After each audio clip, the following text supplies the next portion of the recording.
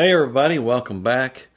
Today, before I get started, I just want to say thanks to Dave for sending me this cool t-shirt. Let me take a look at this one here. This is Flat Mars Society on it, which is kind of spoofing the Flat Earth Society, which is something that we've called the guys in the industry who think that all cables sound the same and that power cords make no difference and one speaker cable sounds the same as another speaker cable. They think all that's snake oil. And we call them flat earthers. It just jokingly making fun of those guys. And there actually is a Flat Earth Society of people who think that the earth is flat, and jokingly there's now a Flat Mars Society for those who think even Mars is flat. So all that is hilarious to me. This episode, I want to talk about open baffle speakers. And what brought this on in my head is there's a group of guys over on Facebook. They have a little Facebook page, and they talk about open baffle speakers, and they post in there all the time. And I think I joined it a long time ago. And I don't frequent there very often. I don't look at things going on there, but it pops up on my news feed, and I see things people are building and stuff. And lately I've seen quite a few of builds, some open baffle builds that people are doing, and I see these great big wide baffles, and I think, oh my goodness, what are they thinking? And I want to talk about that stuff today. I want to talk about baffle size, baffle shape, and ways to create that front to back wave separation that you're wanting to get, but you don't want from a great big wide baffle. So let's talk about it for a second here. And like I said, I see this a lot, especially with wideband drivers. People are putting these wideband drivers in the center of a baffle that's 5 feet tall and 4 feet wide. There are multiple issues with that. That is basically shooting yourself in the foot for what you're trying to accomplish. You never want to mount a driver right in the center of a baffle, first of all, when you have a big baffle, because then you have the same surface reflections on both sides and the same diffraction at the same frequency. And if it's the same height to the top, now you've got three sides that are causing the same reflection, same diffraction at basically the same wavelength. So what it does is it puts a big hump in the response. It causes a peak there where that at that wavelength. So it's always good to offset that stuff. Like recently I did some old school speakers where it's a big old school like speaker with a 12-inch woofer at the bottom. I did the Brute and the Bully. Well, the upper section used on the Brute a 5 1/4 inch woofer and a tweeter, and on the Bully 2 5 1/4 inch mid bass drivers and a tweeter. And if you notice, I ran those up the inside edge of the baffle. And I'll see if I can get Ron to throw some pictures of the Brute and the Bully up as we're talking about it. And the reason we're running up one side of the baffle is we're creating an asymmetrical reflection pattern. In other words, we're doing away with creating a surface area or reflection where it's all at the same frequency, at the same in all the same directions. In the asymmetrical alignment, we're basically chopping it off like it's a mini monitor, and then we've got one side that's bigger. So it helps even out the response. It's easier to get a nice smooth response from it and not get any big peaks or something going on. Now, granted, when you have a speaker like the Brute or the Bully and you tow those in to where they're facing you, you hear that surface reflection that's on either side of that speaker. That wavelengths reflect off of that baffle and ripple across it and reflect forward and have a forwardness to it. And you can clearly hear that forwardness from those big baffled speakers. Fortunately, the drivers are up one side, so if you turn them off axis a little bit, a lot of that reflection off of that front baffle reflects away from the listener. It reflects off to the sides and not reflecting right at you. And since the inside edge has no surface area there at all, you're not getting really any reflection from that area. So they wind up being as transparent as a mini monitor if they're set up in place correctly. Like if you move them out in the room and you tow them at the right angle so that not straight out into the room, but not aimed at you either. They can be very transparent in the way they sound, very holographic, very three-dimensional. Now, the thing about Open Baffle is it takes that to another level. Open Baffle does away with the boxed sound that you get from a normal speaker. When you do something like the Exotica here or the big NX Streams, they're in an open baffle, and the radiation pattern is more front to back. So it's playing from that spot, from that speaker, but it's playing in all directions. It's not playing at you from the box forward. So it tends to be more transparent, more effortless, more within the area you're listening in. In other words, when you listen to a performer or a singer, you can get a center fill image pretty easily with almost any speaker. You can get that time arrival effect to create that illusion that it's in the center. But when you move to open baffle, it takes that to another level. It may move that deeper into the sound stage and almost feel like they're in a specific space in the sound field in relation to instruments that may be further forward or further back, and you're creating a layered three-dimensional sound field that was actually in the original recording, and this has given you an opportunity to reproduce that at a really realistic level. Unlike some of those old school speakers that I was talking about, some of the companies now are going back to creating these old school type speakers, but they're running the drivers right up the middle. And so you don't have that opportunity to turn a speaker out from you a little bit and do away with those surface reflections. You still have all the surface reflections to the inside that are still reflecting more toward you. And back in the day, those big old school speakers just sat on the floor or set in the corner or just set on either side of the consoles. And at that time, we really hadn't reached the point where we were understanding and recreating soundstage and imaging, where now we go to thinner speakers that have less surface reflection, and we're moving them out into the room, and we're creating that soundstage. Whereas those old school models just didn't. They just weren't there yet. It was almost like part of the evolution of audio.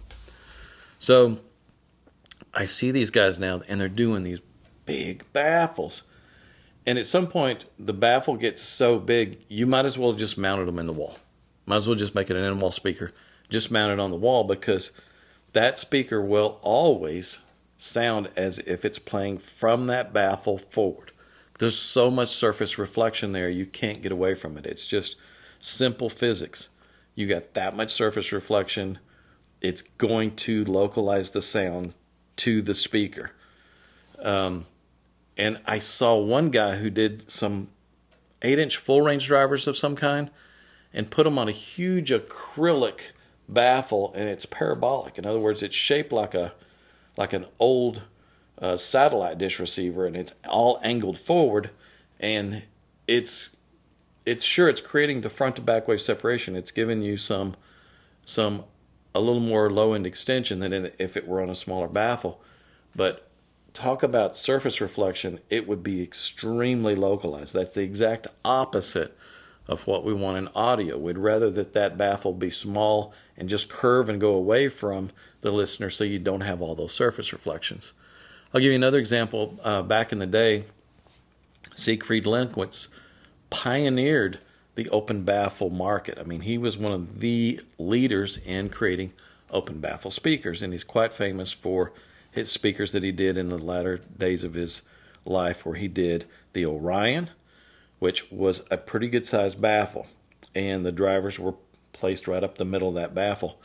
And the Orion always sounded as if it was very localized. If you towed it in toward you especially, there was quite a bit of localization from each speaker.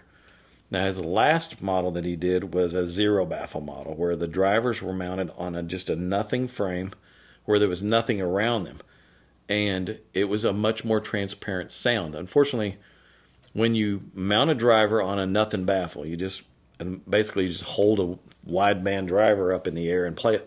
You have no bottom end at all. The front to back wave cancels immediately. It creates a response. It looks like a big teepee or a big mountain peak. It increases the output around, let's say, 1,000 to 1,500 hertz, and then there's just nothing below it. You have to have that front to back wave separation in order to have any bottom end. And you can adjust the width of that baffle, or that front to back wave separation with the manipulation of the baffle, to where you can create an extended lower end. In other words, there's going to be a point there where you're going to get gain from front and back where it's in phase, and it's going to be down low, and you want to push that down to the point where it's just starting to roll off. So if you build and design your baffles correctly with the right size, then you can adjust that roll off. You can create a nice flat curve. Now, I say a baffle of the right size. Most people just, again, go for these big wide baffles. Yes, you're going to get more front to back wave separation. Yes, you're going to get better bass, but at the expense of transparency and localization. Those things are aimed at your head. So I want to encourage all you hobbyists out there who are experimenting with open baffle to follow in our footsteps, basically. We've laid the groundwork for you and taken open baffle to another level in the development of non-big flat baffle designs. We've got smaller baffles, but we've gained the front to back wave separation with side wings. And in some cases, we've got side wings that are on the both sides of a driver. Like in the lower section of the Exotica here, there is what's called a U-shaped baffle. So we've got the front baffle here, and then we've got a side wing on each side. So we've got a big U shape, and in this case we angled it out a little bit, so we're at a 10-degree angle, and that creates a lot of front to back wave separation. I think these are about 14 inches deep, so you got that much on each side. So imagine a 28-inch wide baffle plus the front area of the baffle as well, so you got 36 inches of baffle surface there, front to back wave separation. So it's the same as if it was a 36-inch wide baffle. However, we folded the sides into this U shape so that we've minimized the surface area around the drivers. We don't have all that surface reflection. Now, you can do that on low-frequency drivers. It works great. You can't do that on drivers that are playing up in higher wavelengths. If you see the mid-bass drivers and tweeters, we could not enclose those into a U shape, because then those shorter wavelengths will propagate within that space and they'll create a cavity resonance. And that cavity resonance will completely muck up the sound of it. It'll make it sound like a megaphone on the backside, and it'll cause irregularities in the response. So what you can do is go to a L-shaped frame. So in this case, we've got a 14-inch wide, 14-inch long side wing on one side. We have a short wing that's only a couple inches on the other, and then we have the front baffle itself. So we're creating some front to back wave separation, but it's asymmetric, and we're not creating an area where we've got a cavity resonance. So it works out really, really well, and we've scaled this to even big line sources, and to another degree, this little wedgie. We experimented with this little design where we've got little 3-inch drivers up the front and an open baffle planar magnetic tweeter on a tiny little baffle. And it's got a little short wing on one side, and it's got a big long wing on the other. So we're creating some front to back wave separation, just like as if it was a big baffle, but the drivers are down one side. Now, the result of that, the most transparent speaker we've ever heard. And it's a whole nother level when you get away from all the surface reflections. Even the little drivers that we use, like the LGK 2.0s in little box speakers that are very small, they become three-dimensional really, really quickly. Like, there's just not much surface area there. You set those up in the room, and you just don't hear sound coming from the speaker. You hear it from all around. Take that to open baffle one step further with the open radiation pattern, and it's crazy good how transparent. You don't get a sense of location of the speaker at all. It's just three-dimensional. So all you hobbyists out there, you're constantly coming up with these open baffle designs, and you've got these different drivers you're trying and stuff. That's great. But guys, don't just stick those on a great big wide baffle. You you're going towards transparency by getting away from that box sound, but then you're going away from that transparency by creating all those surface reflections and creating that wall. Again, might as well have just mounted them in the wall, because you're going to get a flat two-dimensional sound field. You may get some localization in the center stage. You may get, okay, time arrival effects, center stage, but that's it. You're not going to get the kind of layering that we get in speakers like this. This is three-dimensional to the highest level. This is our favorite in Exotica, and its big brother around the corner there, the N Extremes. Those are fun. So I just want to throw some of that out there today. Get you guys to thinking. If you need help with an open baffle design, if you want to talk to us about it, shoot us an email. We'll help you with giving you some pointers on how to design a baffle and how big it needs to be and how to experiment with different wing depths and stuff.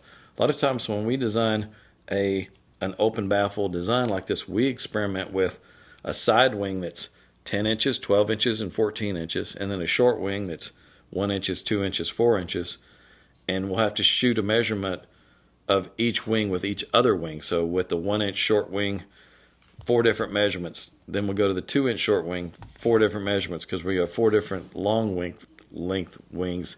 So we wind up shooting, 20 or 30 different measurements, seeing what it's doing to the response and trying to tailor that response and make it a smooth response so that we don't have to go in and manipulate it with a bunch of crossover parts.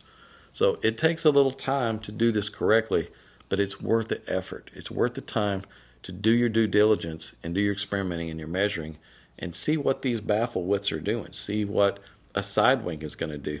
Shift those drivers over to one side and then fold one side back into an L and listen to the difference. I think you guys will be really surprised. So contact us if you need help, or if you just want to jump straight into some of our kits.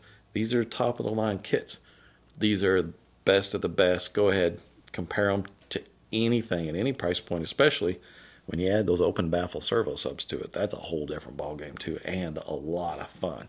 So that's it for this one.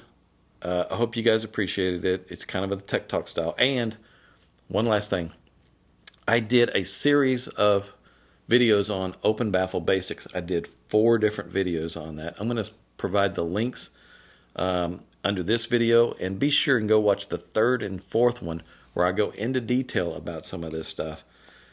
This one was a little more of a scratch the surface kind of a video, but go back and watch that stuff and dig into that and get some real meat out of some of those videos that I did on open baffle basics. Also did one where we designed an upgrade for the Orion, and I talked about that thing a little bit and how it measured, and I show some measurements and what the side panels and that surface area are doing and what the edge reflections are doing. All good information, all good things to keep in mind when you're designing your own open baffle speaker. So again, that's it for this one, and we'll see you guys in the next video.